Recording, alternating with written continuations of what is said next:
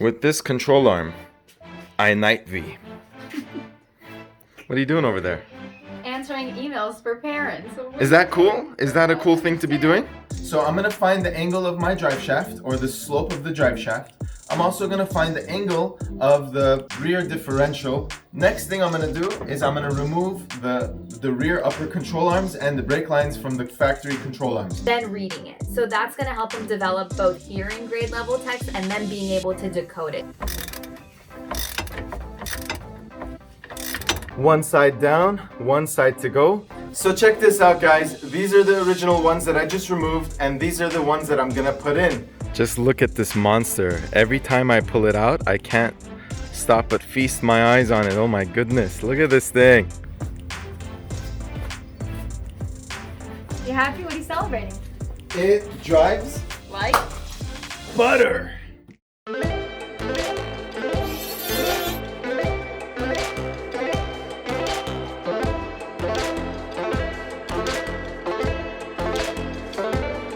What is going on, Garage Couple fans?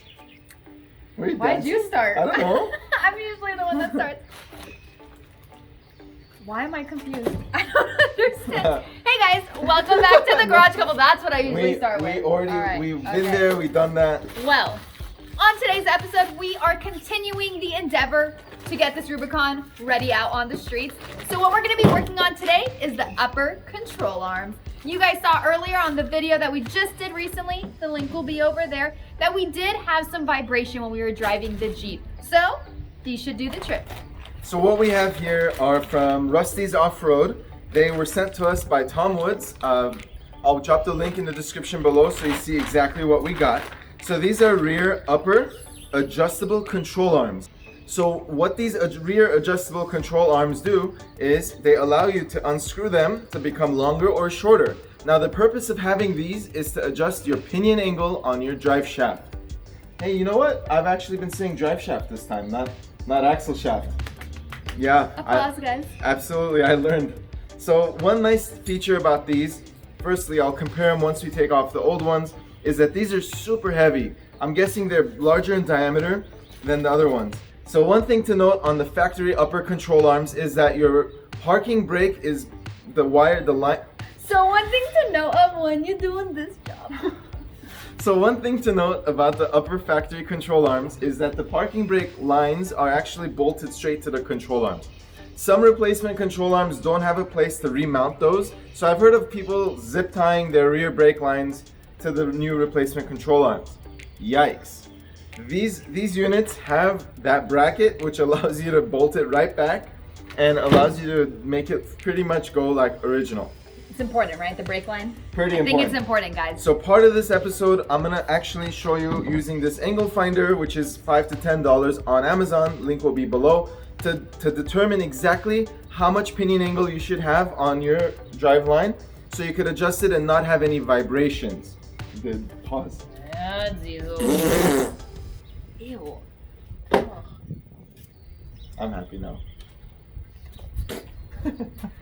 Before we begin, let's watch a video that one of our viewers sent in, and we'll let you know what we think.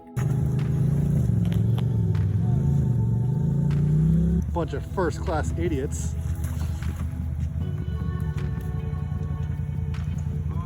Would you look at that? This guy is totally stuck in water with his JK. That would freak us all out. Hashtag wreck. That's what Oh a my winch gosh. is for. That is terrible. You gotta change your differential fluid, your transmission fluid, all sorts of fluid after that kind of endeavor. Hopefully we never get ours that deep in water and mud. But it does look like a little bit of fun, doesn't it? It's kind of It fun. does. Kind of I fun. guess so. Part of Boat, the adventure. Jeep, boat, something like that. So if you'd like to see your video featured on our channel, just submit your link to us or just submit a video, unedited, edited, whatever, it doesn't really matter. And we will feature it on a future episode. No problem at all. Now, unfortunately, Ollie has to teach and do parent-teacher conferences for the rest of the day.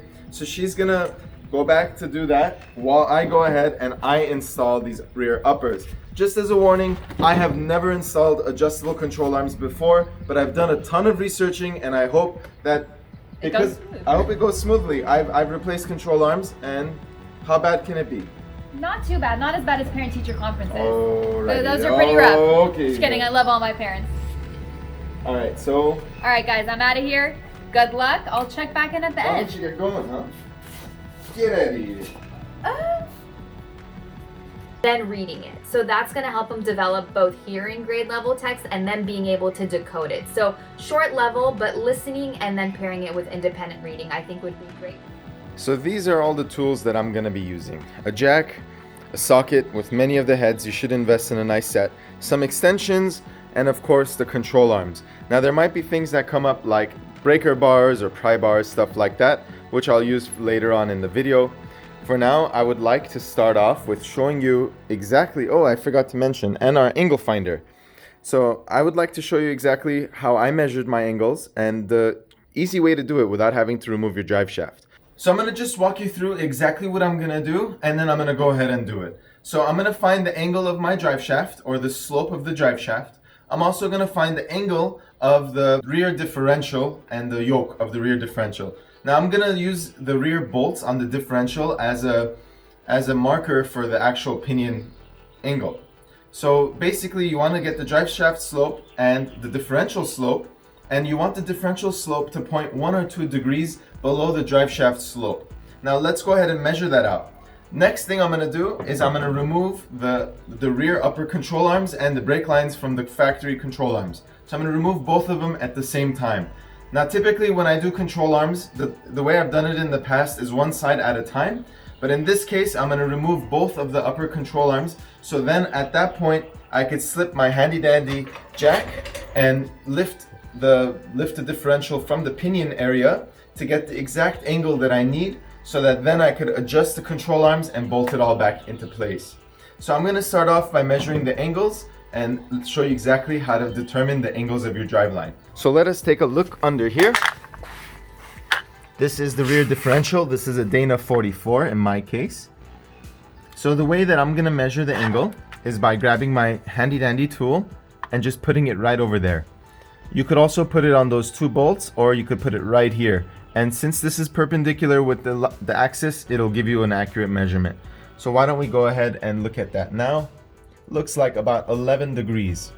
It is sloped up 11 degrees. And I'll show you from the front as well, so you could see the similarity. Let's look at the angle of our drive line. Now just eyeballing it, you could go ahead and tell that this needs to point more up, because the drive line is pretty steep and this is not as steep. So the whole point is to tilt our differential up. So I'm going to go ahead and place this now on our drive shaft on a flat surface on the top. Now let's go ahead and look at the angle here. So it looks like we are about 22 degrees here. So the drive line is measuring 22 and the differential is 11.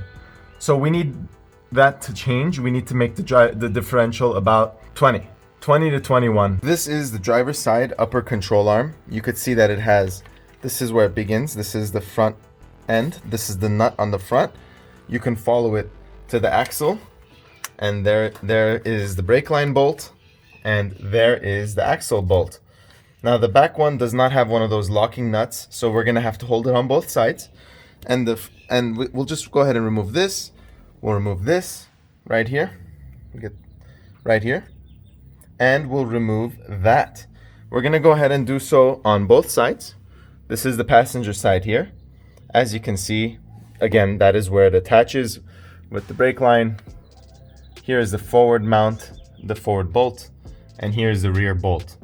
We're gonna remove the original one now. All right, first bolt.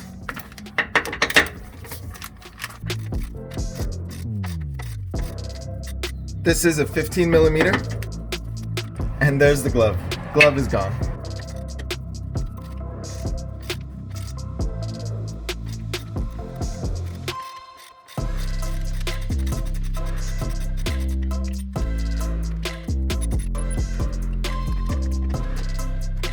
Next up, using a 13 millimeter socket, I'm gonna remove this bolt that is holding the parking brake, as well as it looks like a fuel line.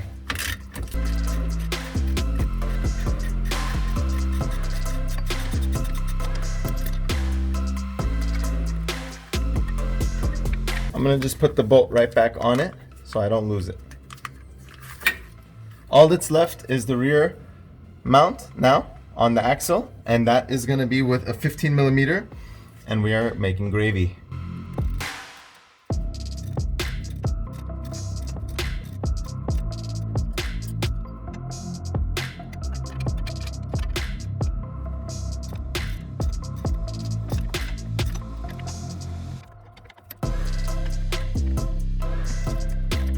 Remove the bolts on both sides. Now I can just take this out. Looks like I missed one last clip right over there. I'll just pop that out.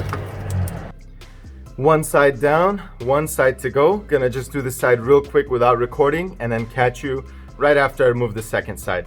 I mean, this piece came out, just look at this thing. What a piece of junk. So check this out, guys. These are the original ones that I just removed, and these are the ones that I'm gonna put in from Rusty's Off-Road, sent to us by Tom Woods. There's a huge difference in the weight, and there's a huge difference in the size. I mean, this one is a cylinder and it's full and not hollow like this one is. Like I said, it still has the mounting solution for the brake line and the fuel line, and now I'm gonna basically adjust it to basically the similar length, and we'll start from there. I'm gonna also try to jack up the pinion from the yoke and see if I can get the angle to change. The very next step you wanna do is get your jack, and you wanna jack up the yoke of your differential to try to make it go higher up. I left the angle finder tool on the rear. Here it is over here. If you recall, we started at 11 and currently we're closer to 15, about 14. And I barely jacked it up. Now I'm gonna give it just a little bit more and see what happens. All right, let us jack it up just a bit more.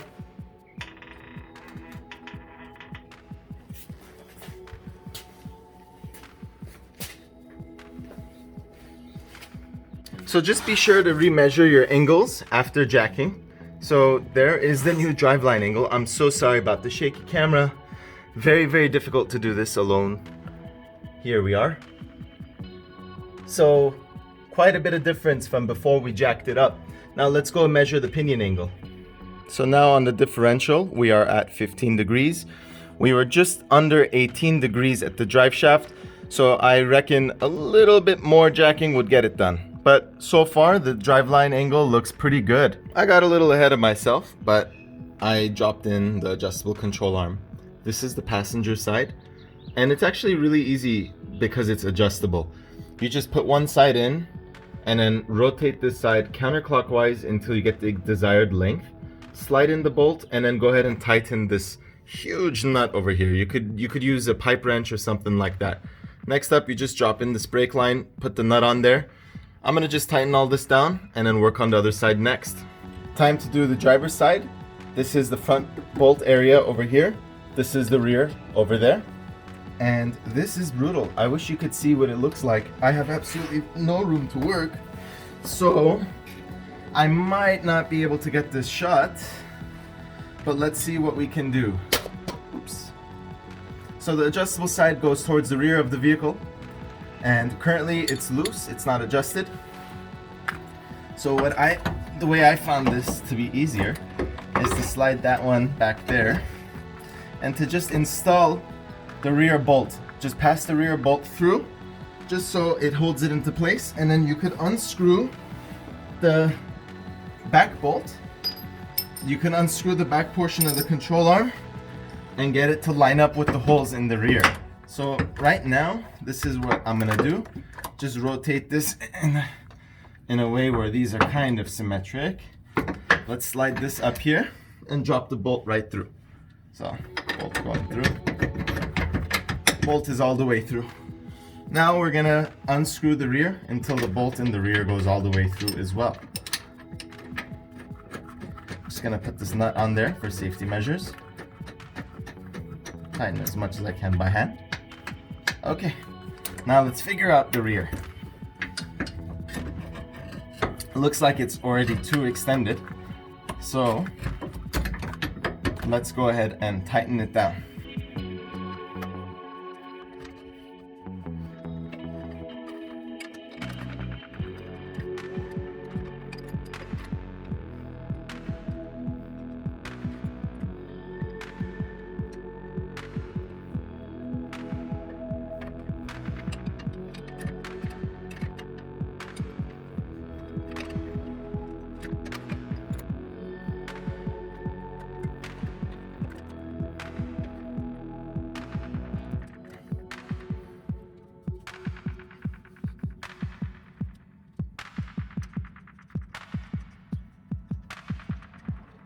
there you have it. Now we just have to touch this, tighten those down, and we're home free. Time to lower the jack.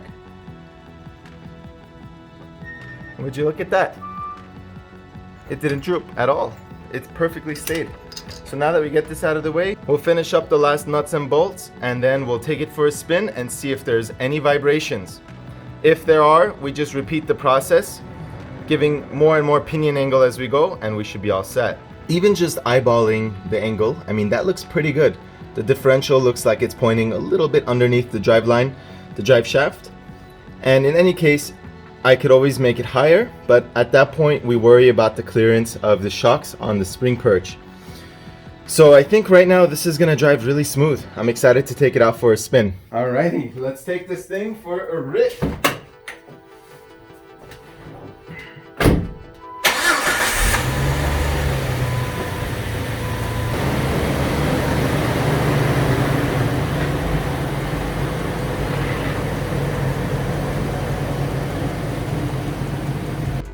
Just look at this monster. Every time I pull it out, I can't stop but feast my eyes on it. Oh my goodness, look at this thing. Got her up to about 20-25 miles an hour. So far, so good. Feels like it isn't gonna vibrate, but we'll see what happens. Literally nothing but smiles for me. This thing is driving amazing. No vibrations at all. Surprisingly, the 410 gears with the 38s feel awesome. It feels great. I don't have any death wobble, no check engine lights. This is a Jeep owner's best case scenario, and I'm super happy about it. I'm super happy about it. I highly recommend the Tom Woods products. Their customer service is unmatched.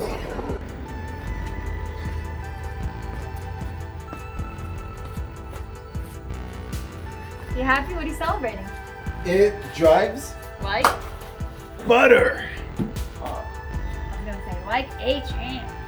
Like a champ. Champ. It drives so good. Honestly, if you put a CV axle, What am I putting again? if you're gonna install a CV drive shaft, you should immediately install adjustable upper control arms. ASAP. I just took this thing for a rip. It rips.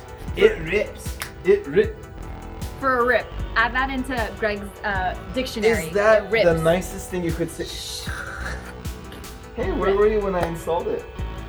In my cozy classroom. Well, we'll drop the links to everything you saw in this video below, including the angle finder, the upper control arms, even some tools so you can keep in your Jeep. Thank you so much for watching our channel. If you enjoyed the content, we also have an Instagram at Garage Couple. We have a Facebook, just search Garage Couple. And we like to, make these videos showing that everyday schmucks like us Speak for yourself. could install parts and have an awesome rig just like this. Don't forget, you guys, if you want to do a walk around of your rig and email it to garagecouple@gmail.com, we will feature it on one of our episodes. So again, thank you so much for watching, and we will catch you on The flip side. the flip side. That was mine, Ollie's dictionary.